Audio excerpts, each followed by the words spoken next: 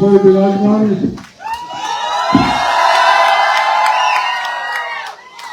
हमारे, लेकिन मैं देरी से आया, उसके लिए माफी चाहता हूँ।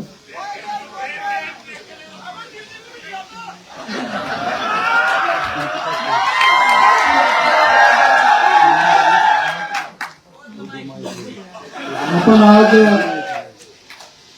विश्व आदिवासी दिवस यहाँ पर यूनिवर्सिटी के कैंपस में मना रहे हैं। और जो प्रतिवर्ष हम मीना हाई कोर्ट में मनाते हैं, वो भी इसलिए स्थगित कर दिया कि अब की बार रक्षाबंधन है और मैं उसे अब की बार उदयपुर संभाग में मनाने के लिए आदिवासियों के बीच में जा रहा हूँ। अभी निकल रहा हूँ, आपके भाषण खत्म हो जाने के बाद मैं धन्यवाद देना चाहूंगा नीरज जी को, उनके साथियों को, कि इन्होंने आज का निमंत्रण मुझे दिया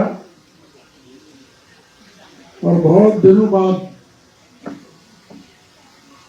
यूनिवर्सिटी के कैंपस में आने का सौभाग्य मिला। और सबसे बड़ा सौभाग्य ये मिला कि पूरी जवान पीढ़ी के दर्शन यहाँ पर मुझे हो रहे और युवा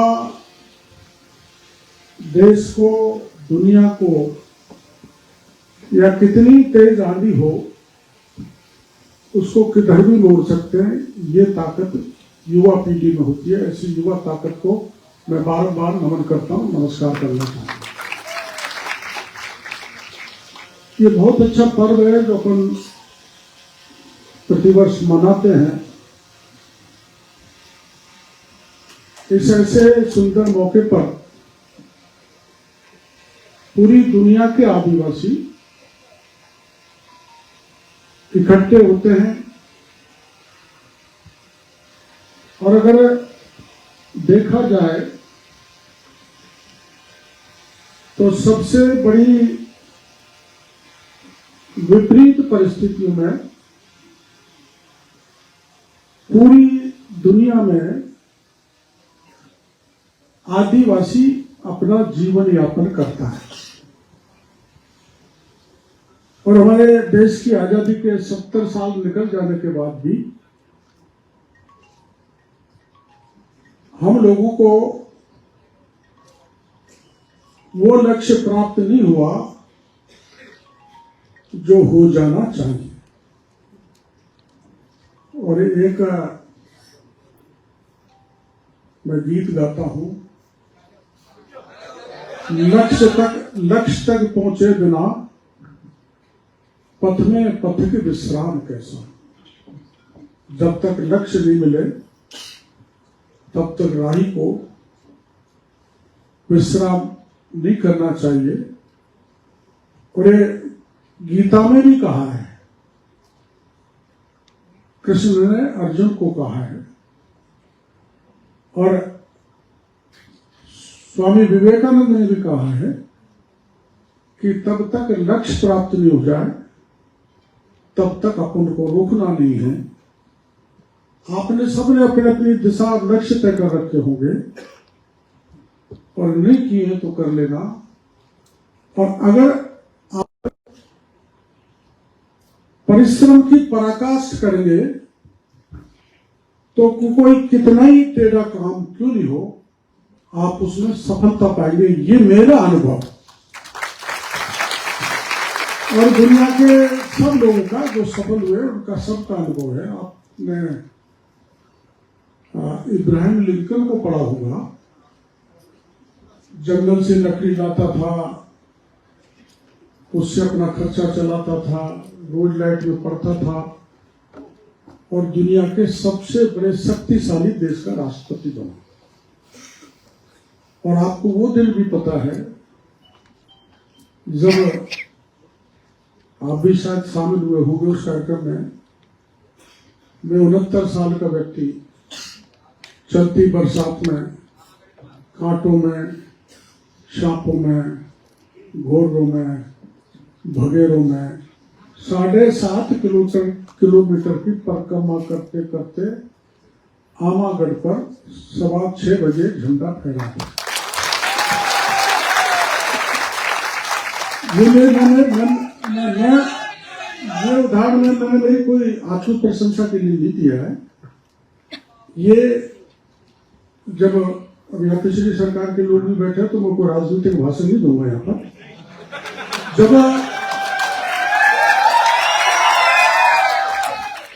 जब वहां का झंडा फाड़ दिया, मूर्ति तोड़ दी, तो आप लोगों ने ये उसका आप संगठित हो गए, सरकार को कहने लगे गलत है, हम आमागढ़ पर जाएंगे। तो उस समय मुख्यमंत्री जी का बयान आया था कि परिंदा भी पैर नहीं रख सकता। मेरा बयान भी पड़ा होगा,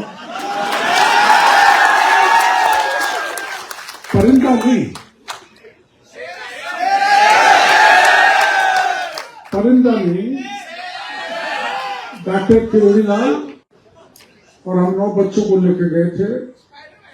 उसमें 4-5 तो रास्ते में ही रह गए, लेकिन अपने मान और सम्मान के लिए कभी 15वीं सदी में इतिहास के 2-3 लोग बैठे हैं।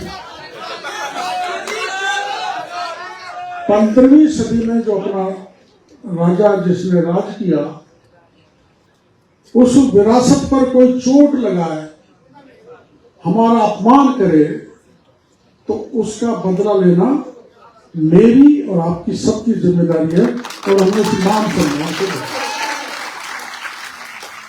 अब मैं, कई लोग कहते हैं बूढ़ा हो गया,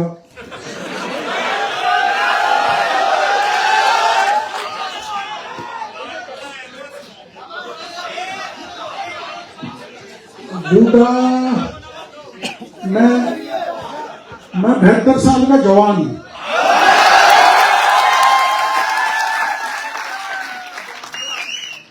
मैं आपको भरोसा देना चाहता हूं। देखो कई बार अपना ये मेरा छात्रावास के बच्चे ज्यादा दिखते हैं ना,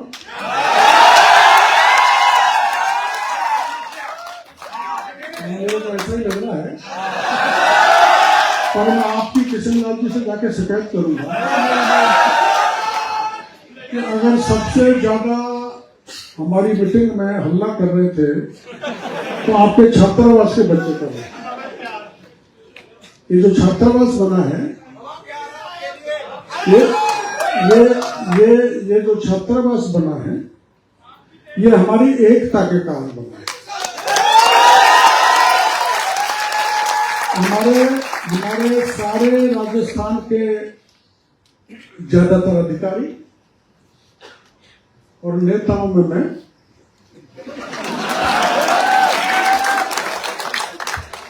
₹1.25 करोड़ में उस समय ये हॉस्टल बना था।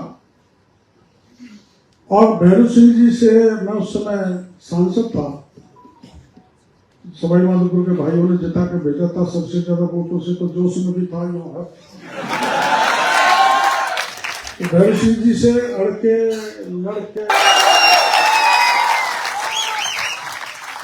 क्या मैं ये कहना चाहता हूं कि अगर आप एक रहेंगे, मिलजुल के रहेंगे, टांग खिंचाई नहीं करेंगे, तो पूरा समाज मिलके किसी भी उद्देश्य को प्राप्त कर लेगा। ये मेरे को भरोसा है। एक बार मेरे को भैरव सिंह जी ने डकैतों को भी चुनाव लड़ने के लिए भेज दिया। नई जगह थी, बेहर थे, रास्ता नहीं जानता था, जिसका जो लड़ने वाला वो तो बड़ा पैसे वाला था, या बारी दौड़ करके कुछ बच्चे होंगे। 200 वर्ग किलोमीटर का एरिया था उसके पास खान का, तो हम उससे लड़ लिए, भिड़ लिए बंदूकों के साए में। मैं चुनाव हार गया। हार जीत चलती रहती है। तो मैंने उस समय वहां उसमें 60,000 मजदूर काम करते थे, जिनको 3,000 रुपये महीने की तनख्वाह मिलती थी। वो ST SC के थे। तो मैंने चुनाव से पहले घोषणा की थी कि जो खान में काम कर रहा है, जिसके हाथ में हथौड़ा है, उसको खान का अधिकार दिलाऊंगा। डॉक्टर केवल जीते चाहे हारे। मैं चुनाव हार गया। भैरव सिंह जी मुख्यमंत्री थे, मैं पीछे पड़ गया। मैंने वादा किया है, आप कभी धौलपुर जाओ तो पता करना, तो क्या फॉरेस्ट के कारण वो खाने बंद हो गई। 60,000 ST SC के भाइयों को जिसका हथौड़ा उसकी खान का अधिकार दिलाया, जो 60,000 परिवार वहां धन धान से परिपूर्ण हो गए। एक बड़े व्यक्ति के हाथ से मैंने खान को निकलवा के दिया। मैं बात आपको इसलिए कह रहा हूं ये कि आजकल की राजनीति तो बड़ी गड़बड़ हो गई। वो इसलिए हो गई कि आज की राजनीति में जो कोई व्यक्ति आता है, उसके भाव में, उसके विचार में सेवा का भाव नहीं होता। मेरा परिवार कैसे बने, मैं पैसे वाला कैसे बनूं, मेरा भाई चाहे रोए लेकिन मेरी साली कैसे वाली कैसे बने।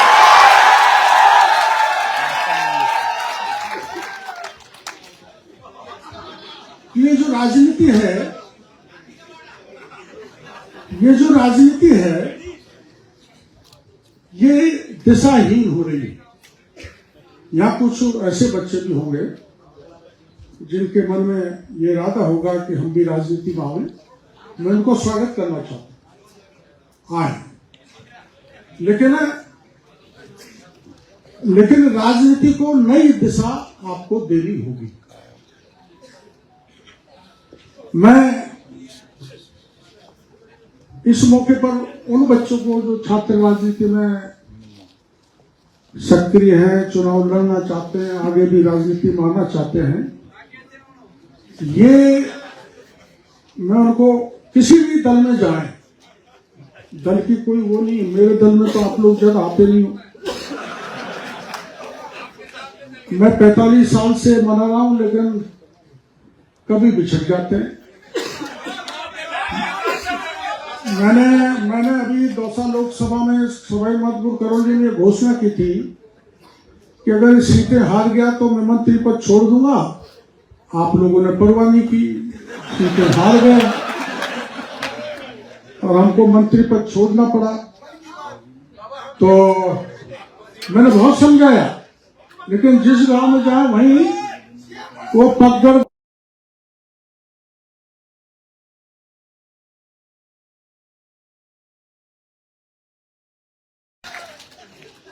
खूब समझाया। और मैंने यहां तक कह दिया, आज भी कह रहा हूं, वहां भी कहा और यहां भी कह रहा हूं, वो जो कहता हूं वो करता हूं, उससे पीछे नहीं। मैं यहां भी कह रहा हूं, जब तक मेरे तन में प्राण है तब तक आपके आरक्षण के साथ कोई खिलवाड़ नहीं कर सकता। इसके नाते कोई भी, ये मेरे को भरोसा है मेरे पे, अपने आप पे मेरे को इस बात का भरोसा है। मेरे को पता लगा कि ये फर्जी खाद किसानों को बेच रहे हैं, बीज बेच रहे हैं, पेस्टिसाइड बेच रहे हैं। तो मेरे को किसी ने कहा कि क्या मंत्री छापा मारने, गहलोत साहब ने कहा मंत्री को नहीं जाना चाहिए छापा मारने के लिए। तो क्या मंत्री को एसी के कमरे में सोता रहना चाहिए? और मैं क्यों रहा अधिकारियों के साथ खुले में बोल रहा हूं कि शायद सब लाइव हो रहा होगा। चाणक्य कुछ लोगों ने पढ़ा होगा चाणक्य की नीति। चाणक्य ने कहा था कि पानी में तैरती हुई मछली कब पानी को पी जाए ये जैसे पता नहीं लगा सकते, वैसे अधिकारी कर्मचारी कब पैसा खा जाए उसका पता नहीं लगा सकते। कभी आप देखना, ए भाई, आप मछली को तैरते हुए देखना, आप कभी पता नहीं कर पाओगे कि वो पानी पी रही है कि नहीं पी रही। और एक चीज और देखना, एक बार भैरव सिंह जी के साथ में गया था एक कार्यक्रम में, तो उन्होंने कहा यार तू उल्टा ही चलता है, हरदम उल्टा ही चलता है। तो मैंने उनको अपनी भाषा में समझाया। मैंने कहा साहब आप कभी देखना, आपका तो बड़ा पुराना अनुभव है, मछली चाहे पानी का प्रभाव कितना ही हो, पानी यूं जाएगा तो मछली यूं जाएगी। देखना, तुमने गौर किया? पानी के प्रभाव के विपरीत मछली जाती है। उस मत्स्य से हमारा जन्म हुआ है, तो हमारा तो स्वभाव में, डीएनए में हम ऐसे चलेगा।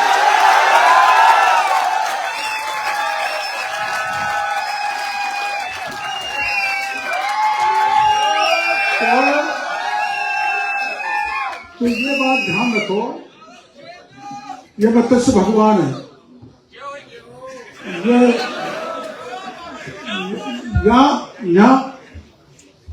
यहां से हमारा जन्म हुआ।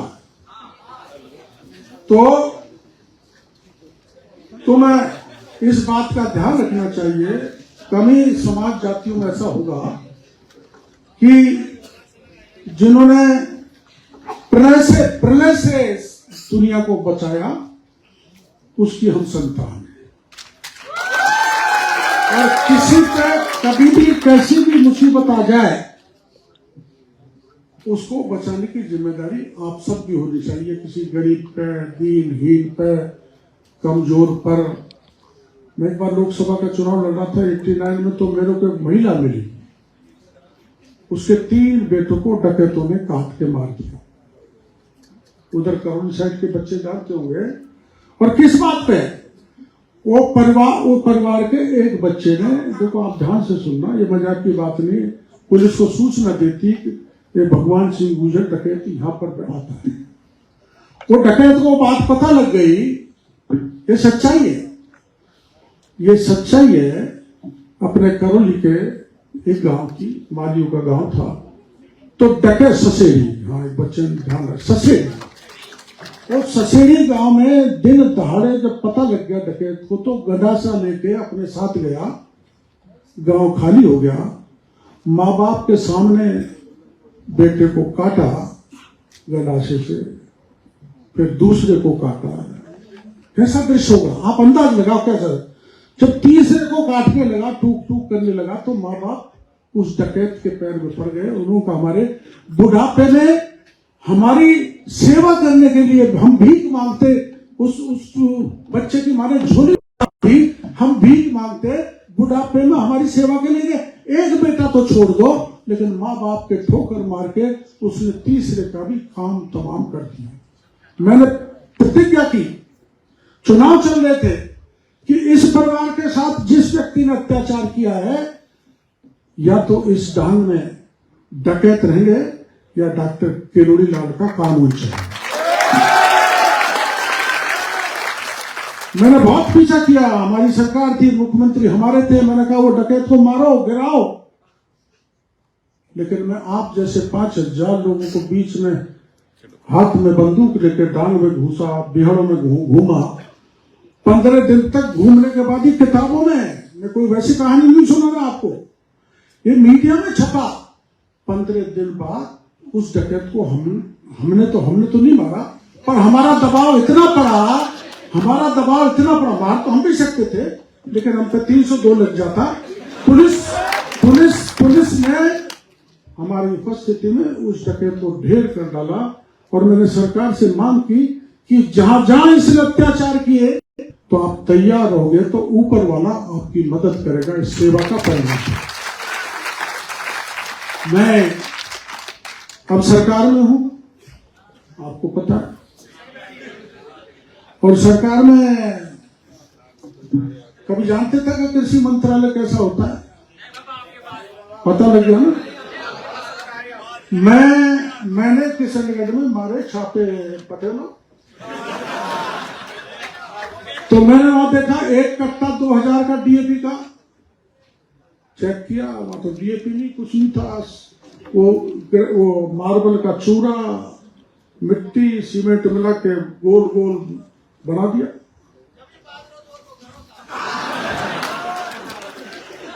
ना तू बाजरा मट्टा हो रहा है, इसलिए तू भी जोर नहीं कर रहा।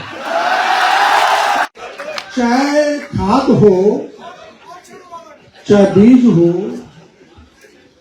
चाहे दवा हो, पेस्टिसाइड, मैं कोशिश कर रहा हूं कि शुद्ध खाद, शुद्ध बीज, उत्तम पेस्टिसाइड किसान को मिले, जिससे उसकी धरती की उर्वरक शक्ति खत्म नहीं हो, उसकी पैदावार बढ़े। अगर मैं ये काम करने में विफल हुआ तो मैं किसान का बेटा नहीं, मैं किसान का बेटा नहीं। मैंने अब तक 57 बड़े व्यापारियों के खिलाफ मुकदमे दर्ज करा डाले। 57। देश की आजादी से अब तक कृषि विभाग ने 17 किए हैं। 17 मतलब 70 साल में 17 और 4 महीनों में 57 और 16 बड़ी कंपनियों के लाइसेंस निरस्त कर दिए। घर जाओ, ताला लगा दो, नकली नहीं बिकेगा। और 2,000 की बोरी, 2,000 रुपए में बिकने वाला कट्टा अजमेर के जंगलों में पड़े ढेर के ढेर, कोई नहीं ले जाता, उनको पूछने वाला कोई नहीं। मैं जानता हूं जो किसान नेता राजनीति में रहे, चाहे सरदार वल्लभ भाई पटेल हो, चाहे चौधरी चरण सिंह हो, उतनी बड़ी सेवा तो हम नहीं कर सकते, क्योंकि हम उतने बड़े हैं नहीं, ना हमारा उतना बड़ा कद है, ना पद है। लेकिन मैं किसान भाई के आप बेटों को मैं भरोसा देना चाहता हूं, अगर पर्याप्त समय किसी की डिग्री के साथ मेरे को मिलता रहा तो मैं पूरी तरह से आपके घर की माली हालत को सुधारने का भरसक प्रयास करूंगा। जो किसान के साथ धोखा करेगा उसको बर्दाश्त करने वाला नहीं हूं सरकार में रहते हुए। और सुनो, इतना तो मेरा रुतबा है, हरेक किसी इतनी तो मेरी धाक है कि मेरे को टोकने की हिम्मत अच्छा को नहीं पड़ती।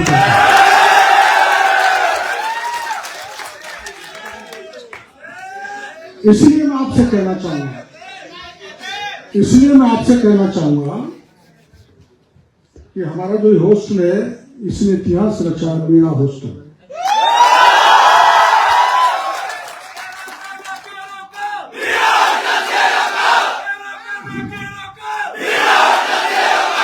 उन्होंने अच्छे अधिकारी निकाले हैं, बहुत अच्छा अनुशासन उस छात्रावास में है। और कई छात्रावास के लड़के हमको मिलते हैं। मैं गया वहां सवाई माधोपुर में, तो वो मेरे को कहने लगा डीएसपी में साहब मैं उसी छात्रावास से पढ़ा हूं, उदय सिंह जी। ऐसे अधिकारी की एक फैक्ट्री सबसे बड़ी, शायद किसी जाति का ऐसा छात्रावास इतने बच्चे अधिकारी नहीं बनाते होंगे जितना मीणा छात्रावास में बनाने का काम किया। उस समय मैं 85 में, मैं एमपी था। मैं जितना वोट अच्छा लाए थे तो जहां गया वहां लोगों ने पैसे दे दिए। तो मैंने उस समय 32 लाख रुपए इकट्ठे करके उस छात्रावास में दिए थे। और जितना भी वहां पत्थर लगाए वो धौलपुर से, चूंकि मैं चुनाव लड़ा था तो वहां से लाके मैंने वो पत्थर फ्री में लगाया। मैं समाज के भाइयों को इसलिए कह रहा हूं कि कोई और ऐसी एक्टिविटी करनी हो जयपुर में बड़ी, कहीं भी आपको ऐसा लगता हो तो मेरा समाज के लिए मैं कंधे से कंधा मिला के आपके साथ रहूंगा। हाँ, ये बात जरूर है कि मेरे पास पैसा नहीं है, लेकिन जबान में इतना है कि कोई किसी को कहेंगे तो अभी मैं वहां गया था, दिल्ली बुलाया उन्होंने, मैं समझ गया क्यों बुलाया। तो वहां भी हॉस्टल बना है, तो वहां भी मैं 51 लाख तो दिया है। और इतना ही और दे देंगे। मेरे मन में ऐसा ऐसा ऐसा लगता है कि अपना यह हॉस्टल ये बन गया, बच्चियों का भी बन गया, पर एक ऐसा कोई सेंटर यहाँ पर बनना चाहिए। मेरा हाई कोर्ट तो दूर पड़ गया। आपको पता है मेरा हाई कोर्ट क्यों बना? कौन बताएगा?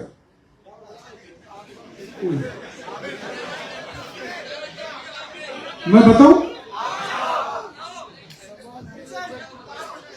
ना ना ना ना ना, समाज के लिए तो हॉस्टल भी जरूरी है, पर हाई कोर्ट जरूरी क्यों है? ऐसा है अपना जो आदिवासियों की सामाजिक परंपरा है वो पंच पंचायत की है। जैसे हरियाणा में खाप पंचायत करते हैं, वैसे अपने पंच पंचायत करते हैं। आदिवासियों में क्या होता है? आदिवासियों में भी कोई नाम दे रखा है, नहीं कुछ नाम दे रखा है। हाँ।